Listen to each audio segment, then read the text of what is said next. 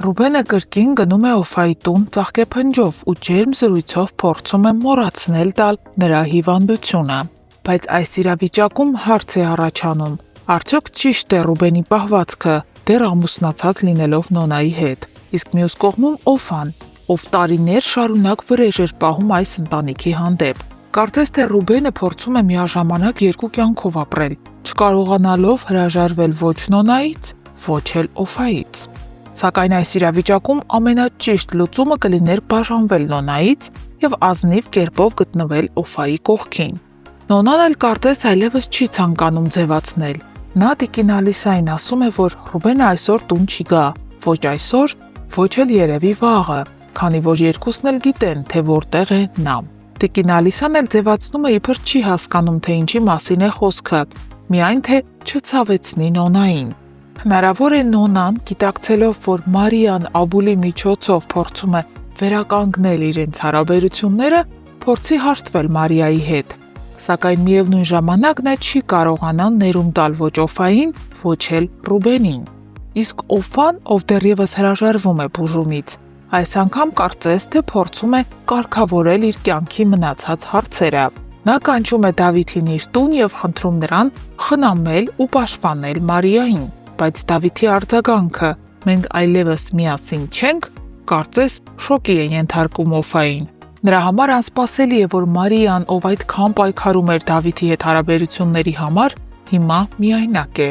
Այս իրավիճակում Օֆան կարող է որոշել միջամտել նրանց հարաբերություններին, փորձելով ստիպել Դավիթին մտածել երկրորդ շանսի մասին։ Իսկ Սոֆիայի սիրեկանը սպառնում է Մարիային, պահանջելով հեռու մնալ Սոֆիայից։ Մարիան, լինելով իրավաբան ու սովորած չհանձնվել, այս սպառնալիքներից հաստատ չի վախենա։ Հնարավոր է առաջիկա սերիաներում նա փորձի բացահայտել Սոֆիայի ու նրա սիրեկանի անցյալը, գտնելով փաստեր, որոնք կապացուցեն, որ իրական զոհը Սոֆիայի ամուսինն է։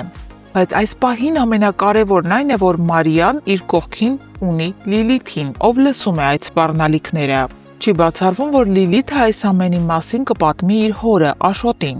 Աշոտն էլ կտեղեկացնի Ռաֆին ու խորհուրդ կտա պաշտպանել Մարիային։ Սա կարող է Ռաֆին դրդել ավելի ակտիվ ներգրավվել Մարիայի կյանքում, նրա կողքին լինելու պատրվակով։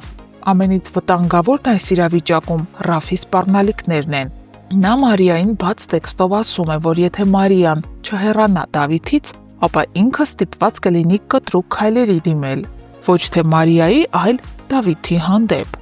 Սա նշանակում է, որ Ռաֆը պատրաստ է անգամ բռնության դիմել, միայն թե Մարիային պահի իր կողքին։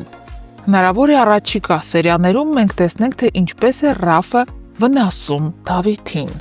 Հարգելի հետևորդներ, արդյոք Օֆան կխառնվի Մարիայի ու Դավիթի կյանքին եւ կփորձի իր առողջության պատրվակով Դավիթին ստիպել վերանայել որոշումը ու հաշտվել Մարիայի հետ։ Գրեք ձեր կարծիքները մեկնաբանություններում եւ բաժանորդագրվեք այս ալիքին, որպեսզի առաջինը տեղեկանաք նոր զարգացումներին։ Կարայինք չէ՞ մենք հիմա օրինակ տանը լինեինք։ Ես կլինեի անկամ ինքը։ Ես սուրճ կխմեի տանը, սուրճ։ Մենք էլ նկարաման ենք մի խոսքը։ Այսօր։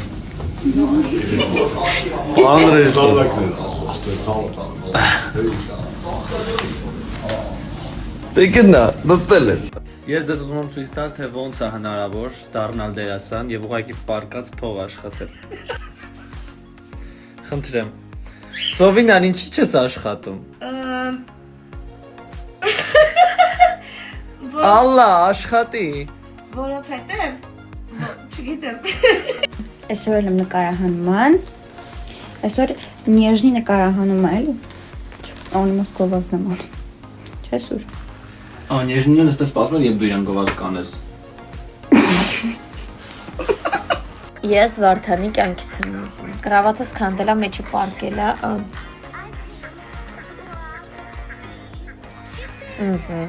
Ջուրը տվեցինք։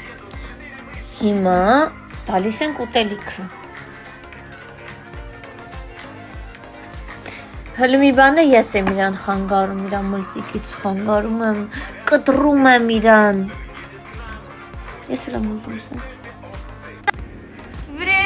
Надежда, ты забудешь все, что было. С тобой у нас, с тобой у нас. Բայց ես տաղանդա մեր Էլենչոն։ Սուրենը կռիվանում, թե ուրա թամին, ես 2 րոպե շուտ հասել եմ։ Փար Կրիշնային։ Կրիշնային։ Ես պատրաստ եմ։ Մենք ֆիլտրով ենք ստորյանում, որ մեր տանջված դեմքերը չտենակ։ Երեխեք դուք գիտեք մենք ինչ բարդ տեսարան ենք խաղացել այսօր, երկուսով, այն որ ուժ չունենք։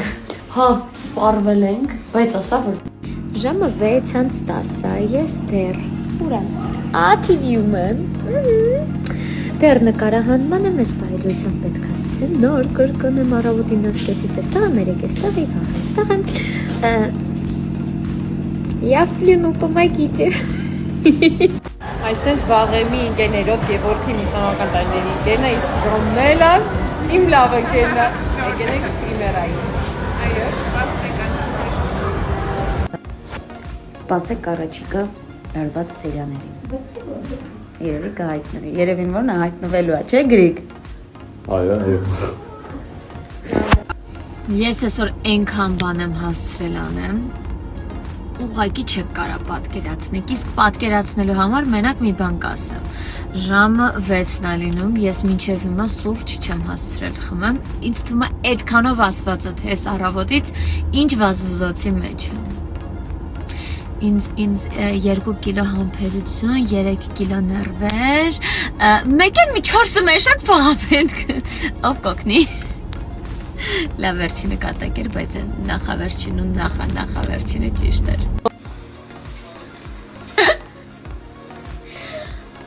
Աղջիկս կոֆե է պատրաստում։ Տոկը չտա։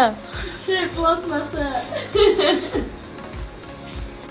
Նկարում չէ, մենք կնենց աշխատանք ունենանք, որ մեր գործը սկսվի ժամը 3-ից 3-ը։ 3-ին ու 6-ին ավարտվի։ Ինչ վատ կլիներ։ Շատ փող չենք ուզում, რა, 3 ժամը։ Շատ չէ, մի քիչ չկանը որ։ Նորմալ։